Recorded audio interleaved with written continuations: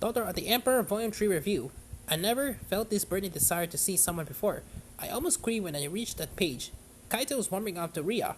Our soon-to-be Emperor Kaito is finally starting to admit his feelings for his only daughter, and the best part is that people are noticing it. Will this cause more trouble for Ria?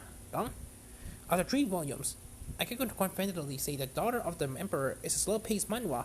I thought the first couple of volumes would be about introducing the main characters, and that the pace will pick up from there, but it seems not to be the case. In each volume, Ria grows 1 year older, but hopefully we won't have to wait much longer before something happens. If you can apply the term shoujo to this manhwa, Ria needs to be 15 or 16 before she can find her love interest. It will be really painful to wait for 15 or 16 volumes to come before or read my wishes come true. I'm still undecided if I like or dislike the pace of the story, compared to the other manhwa or manga, where Volume 1 shows the catalyst, which will start the story and the characters in their journey.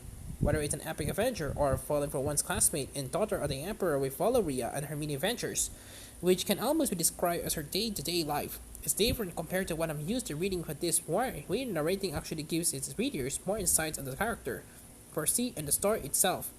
There hasn't been a major character development, but we get a glimpse of how the relationships are progressing among Ria, Kaito, Burdell, and even Assisi.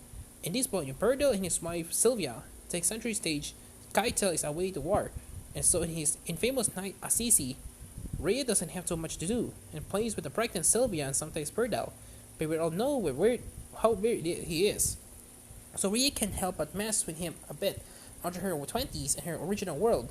Ria is the only tree now, and there's much she can do, and at times she wonders, and so do we, if being in a younger body is affecting her personality, because she's pretty and childish at times. She enjoys messing with the adults, especially her father and Perdel.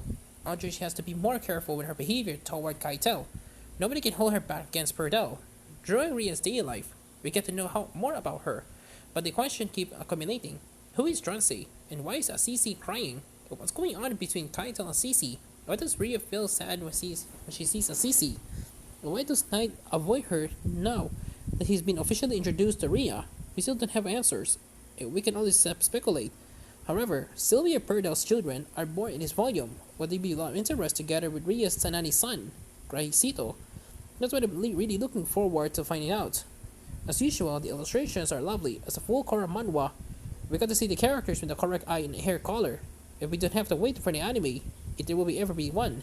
To guess what it is, the color palette is based on pastel and muted colors to give the story the kawaii feelings and the representation, and both the publisher and the illustrator surprise is with a fully full spread illustration of Ria and Kaito right behind the cover. Daughter of the Emperor Volume 3 is written by Yun Sol and illustrated by Reno. It's published as a print volume by Yen Press, with the English translation by Michael King. Volume is later released in June, 7 out of 10.